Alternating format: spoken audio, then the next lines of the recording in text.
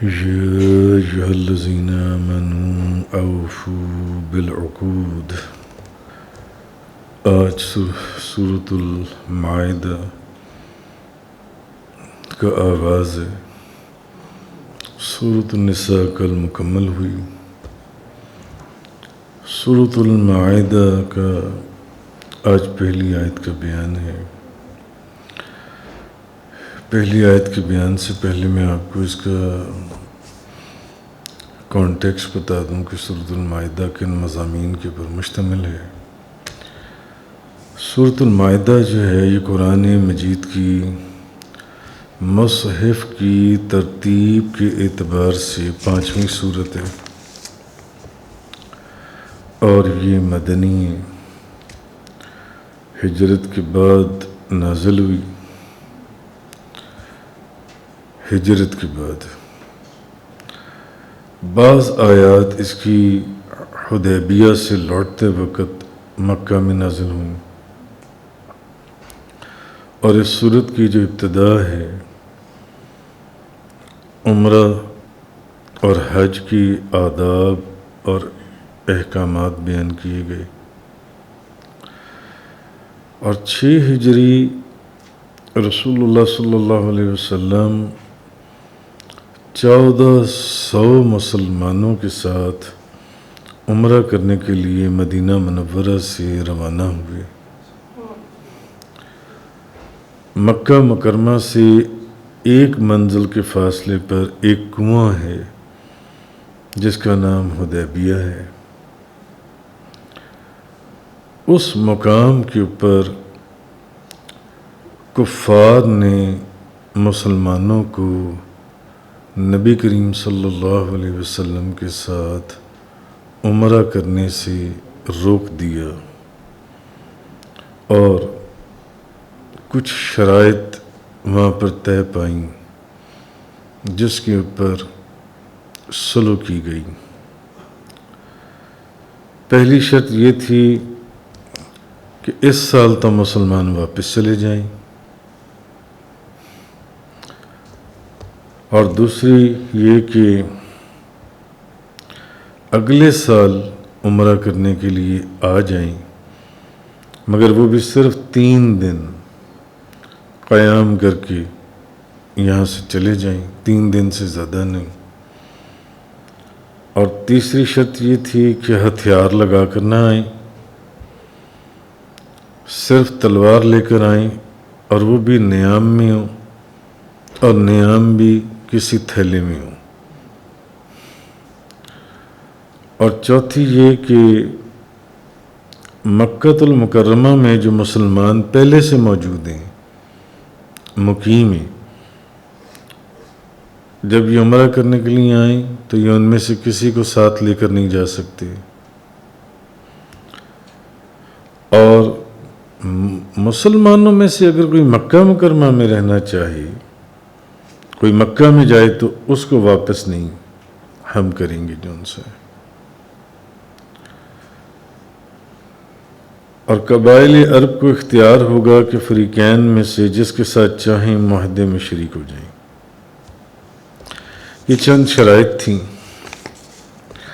تو اس کا آغاز عمرہ اور حج کے آداب اور احکامات سے ہوتا ہے.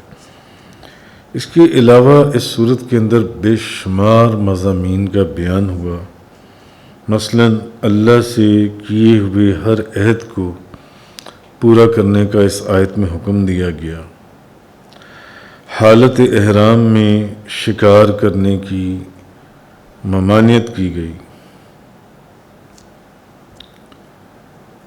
اور جن چیزوں کا کھانا حرام ہے ان چیزوں کا بیان ہوا اس صورت کے اندر. حرمت والے مہینوں میں تمام شعائر اللہ کی تعظیم کا حکم دیا گیا. وضو کی فرضیت کا بیان، حالت عذر میں تیمم کا حکم، وہ پہلے بھی گزر چکا ہے، آگے بھی آئے گا اس صورت میں. نصارہ سے میثاق لینے کا ذکر اور میثاق پورا نہ کرنے پر ان کے عذاب کا بیان.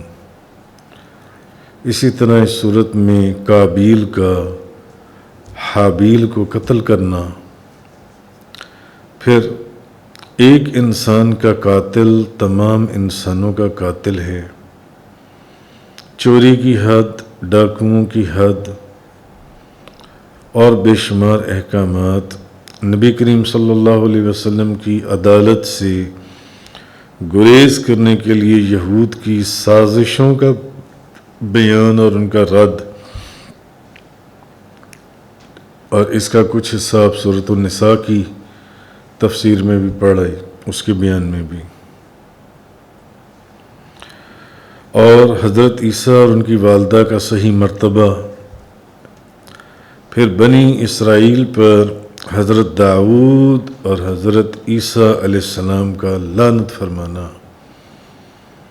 اس طرح کی بے شمار قسم کا کفارہ، شراب، جوئے، بت، فال نکالنے کے تیروں کا حرام ہونے کا بیان، احرام کی حالت میں شکار کرنے کی ممانعت، بے شمار اس میں اور مضامین جو ان سے ہیں وہ بیان ہوں گے انشاءاللہ۔ تو اب ہم چلتے ہیں، وہ جیسے جیسے آئیں گے آپ لوگ سنتے جائیں گے اور پڑھتے جائیں گے۔ تو پہلی آیت مبارکہ کے اندر اللہ پاک نے فرمایا، یا ایہا الذین آمنوا اوفوا بالعقود، اے ایمان والو اپنے عہد پورے کرو۔ اب عقود جو ہے یہ عقد کی جمع ہے، اور عقد کا مطلب ہے کسی چیز کو پختگی اور مضبوطی کے ساتھ کسی دوسری چیز کے ساتھ واصل کر دینا، یا ایک چیز کی کسی دوسری چیز کے ساتھ گرہ باندھ دینا۔ عقد کا مطلب یہ ہے، یا کسی ایک چیز کی کسی دوسری چیز کے ساتھ گرہ باندھ دینا، ایک چیز کو دوسری چیز کے ساتھ واصل کر دینا۔ یہ عقد نکاح، دو رشتوں کا آپس میں بندھن ایک مثال ہے۔ تو امام ابن جریر اپنی سند کے ساتھ روایت کرتی ہیں کہ حضرت ابن عباس رضی اللہ تعالیٰ عنہما نے فرمایا، اللہ تعالیٰ نے اپنے بندوں سے یہ عہد لیا ہے کہ وہ اس پر ایمان لائیں۔ اب ایک قول تو یہ ہے کہ عقد سے مراد یہ ہے کہ اللہ نے اپنے بندوں سے یہ عہد لیا کہ اس پر ایمان لائیں، اس کی اطاعت کریں، اور جن چیزوں کو اس نے حلال کیا ان کو حلال جانیں، حلال قرار دیں، اور جن کو اس نے حرام کیا ان کو حرام قرار دیں۔ اور ایک قول یہ ہے کہ اس سے مراد وہ عقد ہے جس عقد کا یہاں پر اس آیت میں ذکر ہو رہا ہے کہ، اور وہ عہد ہے جو لوگ آپس میں ایک دوسرے کے ساتھ عہد و پیمان، ایک عقد اور ایک عہد، ایک وعدہ وہ کرتے ہیں۔ مثلا قسم کھا کر کوئی معاہدہ کرنا، یا عقد نکاح، عقد بیع وغیرہ وغیرہ۔ ایک قول یہ ہے کہ اس سے مراد وہ عقود ہیں، اس کے اندر جو عقد کا ذکر کیا گیا جو زمانہ جاہلیت میں لوگ ایک دوسرے کی مدد کرنے کے لیے کرتے تھے۔ اور ایک قول میں یہ ہے کہ اس سے مراد وہ عقود ہیں جو اللہ تعالیٰ نے اہل کتاب سے اور تورات اور انجیل میں لیے تھے۔ اللہ تعالیٰ نے اہل کتاب یہود اور نصارہ سے تورات اور انجیل میں ان سے جو عقد، جو عہد، جو وعدے جو لیے تھے، اس سے مراد وہ ہے کہ وہ تاجدار دو جہاں، شاہ سوار لامکاں نبی کریم صلی اللہ علیہ وسلم کی تصدیق کریں گے۔ اللہ نے ان سے وعدہ لیا تھا یہود اور نصارہ سے، ہو سکتا ہے اس کے اندر اس کا بھی ذکر ہو، اس عقد کے اندر، کہ ان سے اللہ نے یہ وعدہ لیا تھا، اور یہ ان عقود کی طرف اشارہ ہے جو یہود اور نصارہ سے انجیل اور تورات میں لیے گئے تھے، کہ تم نبی کریم صلی اللہ علیہ وسلم کی تصدیق کرو گے اور آپ صلی اللہ علیہ وسلم کی کتاب کے اوپر ایمان لاؤ گے۔ فرمایا یا ایھا الذین آمنوا اوفوا بالعقود، اے ایمان والو اپنے عہد پورے کرو۔ اب یہ جو سارے عقود ہیں ان کی طرف ایک اشارہ ہے کہ جو عقود ہیں، عقد ہیں، ان کو پورا کرو۔ آگے فرمایا احلت لکم بہیمۃ الانعام، تمہارے لیے ہر قسم کے 4 پاؤں والے جانور حلال کیے گئے ہیں۔ تمہارے لیے ہر قسم کے 4 پاؤں والے جانور حلال کیے گئے ہیں، الا ما یطلع علیکم، ما سوائے ان کے جن کا تم پر آئندہ حکم جو ان سے وہ تلاوت کیا جائے گا۔ یعنی آگے جن جانوروں کا حکم آ رہا ہے ان کو چھوڑ کر باقی جو بھی ہیں وہ تم پر حلال کیے گئے، 4 پاؤں والے جن سے جانور ہیں۔ اب بہیمہ اس جاندار کو کہتے ہیں جو بے عقل ہو، اور عرف میں یہ سمندر اور خشکی کے 4 پاؤں والے جانوروں کے ساتھ یہ خاص ہے یہ لفظ۔ اور انعام اونٹ، گائے، بکریوں کو، اونٹ گائے بکریوں کو کہتے ہیں، اور جو جانور ان کے ساتھ ملحق ہوں جیسے بھینس، اونٹ گائے بکری، گائے کے ساتھ بھینس، بکری کے ساتھ بھیڑ، یعنی ان جیسے جو جانور ہیں، ہرن وغیرہ۔ تو جیسے کہ قرآن کریم کے اندر ہے سورہ مومن کے اندر، اللہ الذی جعل لکم الانعام لترکبوا منہا ومنہا تأکلون، اللہ ہی ہے جس نے تمہارے لیے چوپائے بنائے تاکہ تم ان میں سے بعض پر سوار ہو اور ان میں سے بعض کو کھاؤ۔ اللہ ہے جس نے تمہارے لیے یہ 4 پاؤں والے جانور بنائے ہیں تاکہ تم ان پر سواری بھی کر سکو اور تم ان کو کھا بھی سکو۔ بعض پر سواری کرو اور بعض کو کھاؤ۔ اور اسی طرح سورۃ الانعام کے اندر بھی ہے کہ اور بعض کا داور چوپائے پیدا کیے بوجھ اٹھانے والے، اور بعض زمین سے لگے ہوئے، کھاؤ اس رزق سے جو اللہ نے تمہیں دیا ہے۔ تو 8 جوڑے پیدا کیے، بھیڑ سے 2، بھیڑ گائے نر اور مادہ، اور بکری سے 2، اور اونٹ سے 2، اور گائے سے 2، تو کتنے ہو گئے؟ 8 ہو گئے۔ تو اب ان آیتوں میں 8 چوپایوں بھیڑ، بکری، اونٹ اور گائے کے جن جوڑوں پر یہ انعام کا اطلاق فرمایا، تو اس آیت کا مطلب یہ ہے کہ اللہ تعالیٰ نے سورۃ المائدہ کی 3 آیت میں جن 4 پاؤں والوں کا ذکر کیا ہے ان کے علاوہ باقی تمام جانوروں کو ذبح کرنے کے بعد ان کو کھانا اور ان سے بار برداری، ان کے اوپر سواری کرنا یا کوئی ان سے منافع لینا، وہ حاصل کرنا، یہ سب جائز ہے۔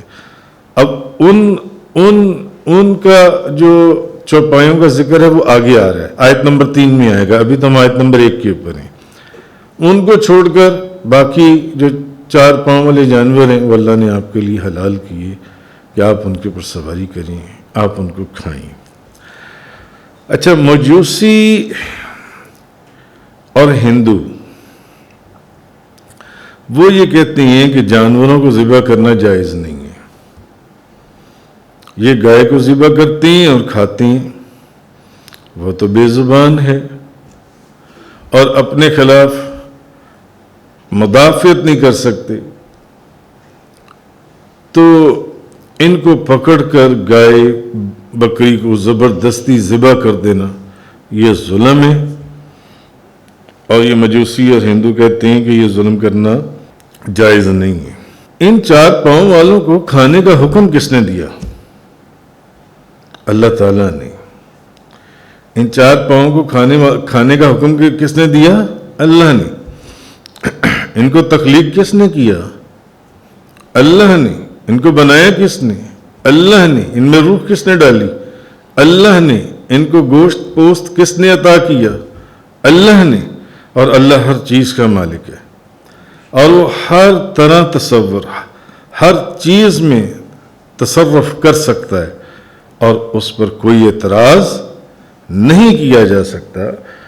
ظلم، اس کی تفصیل سورۃ النساء کی کہ چند آیات کو چھوڑ کر آخری پیچھے اگر آپ چلے جائیں تو آپ کو یاد ہوگا کہ ظلم تو تب ہوتا ہے جب کسی ایسی چیز میں آپ تصرف کریں جو کسی دوسرے کی ملک میں ہو، جبکہ ہر چیز کا مالک وہ ہے تو وہ اپنی ملک میں جیسے مرضی تصرف کرے، تو یہ اس کا حکم ہے۔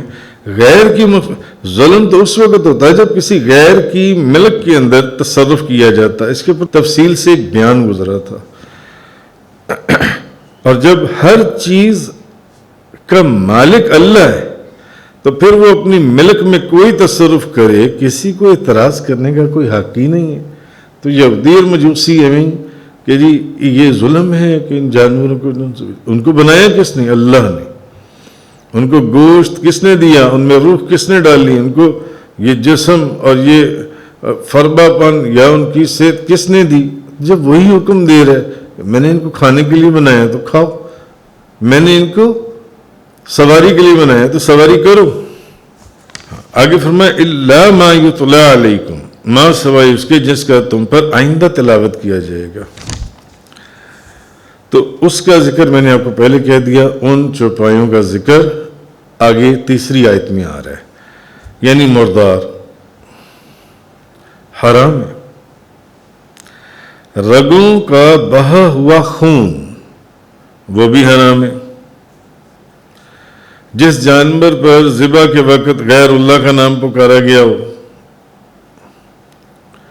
وہ بھی حرام ہے، خنزیر کا گوشت وہ بھی حرام ہے، جس جانور پر ذبح کے وقت غیر اللہ کا یا گلا گھٹ جانے والا یا چوٹ سے مارا ہوا یا اوپر سے گرا ہوا یا جس کو درندے نے کھا لیا ہو مگر جس کو تم نے اللہ کے نام پر ذبح کر لیا، اور جس کو بتوں کے لیے نصب شدہ پتھروں پر، جو بتوں کے منسوب پتھر ہیں یا جن پتھروں سے وہ بت تراشے گئے ہیں، ان پتھروں پر ذبح کیا گیا، یہ سب تم پر حرام کیے گئے ہیں۔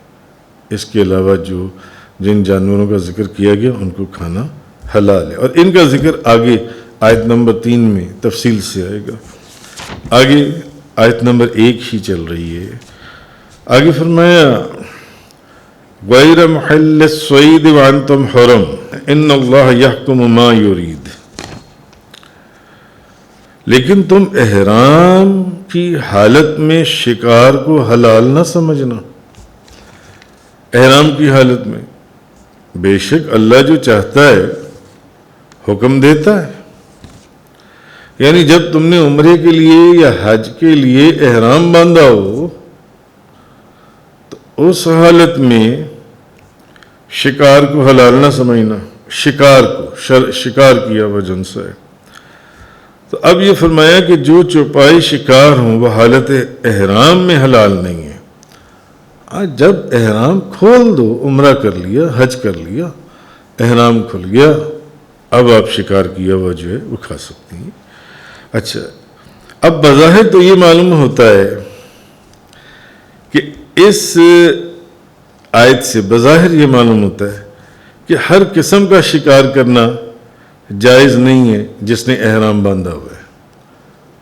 جس نے محرم کے لیے جس نے احرام باندھا ہوا ہے اس کے لیے ہر قسم کا شکار کرنا جائز نہیں ہے، کیونکہ فرمایا نا کہ لیکن تم حالت احرام میں شکار کو حلال نہ سمجھنا، حالت احرام میں شکار کو حلال نہ سمجھنا۔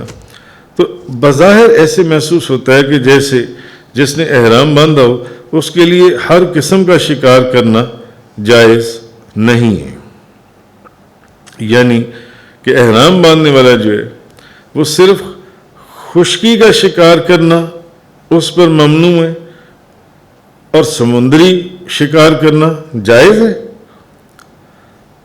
بظاہر ایسے محسوس ہو رہا ہے کہ جیسے وہ بھی شکار کرنا جائز نہیں ہے، تو ایسی بات نہیں ہے۔ سورۃ المائدہ کے اندر احل لکم صید البحر وطعامہ متاعا لکم وللسیارہ حرم علیکم صید البر ما دمتم حرما، تمہارے لیے سمندر کا شکار اور اس کا طعام اور اس کی پھینکی ہوئی مچھلیاں حلال کر دی گئی ہیں، تمہارے لیے بھی اور تمہارے مسافروں کے لیے بھی، اور جب تک تم محرم ہو۔ تو اس آیت سے تم پر خشکی کا شکار کرنا حرام ہے۔ تو جب تک احرام باندھا ہوا ہے، خشکی کا شکار کرنا وہ حرام ہے، سمندر کا شکار کرنا وہ حرام نہیں ہے، اس کی اجازت ہے۔ تو اگر کوئی شخص، اگر کوئی بندہ یہ سوال کر دے کہ اللہ تعالیٰ نے محرم پر، محرم سے مراد جس نے احرام باندھا ہوا ہے، خشکی کا شکار کرنا حرام کر دیا اور سمندر کا شکار حلال کر دیا، یہ کیا وجہ ہے؟ حرام کرنے تھے تو دونوں کر دیتا، حلال کرنے تھے تو دونوں کر دیتا۔ احرام کی صورت میں خشکی کا شکار تو حرام ہے جب تک احرام کھول نہ لو، اور سمندر کا شکار جن سے اس کی اجازت ہے، وہ حلال ہے، وہ تم کر سکتی ہو۔ اس کی کیا وجہ؟ تو اس کی بھی وجہ بڑی سادی سی اور خاص ہے کہ اللہ تعالیٰ تمام چیزوں کا مالک ہے، اللہ تعالیٰ تمام چیزوں کا خالق ہے۔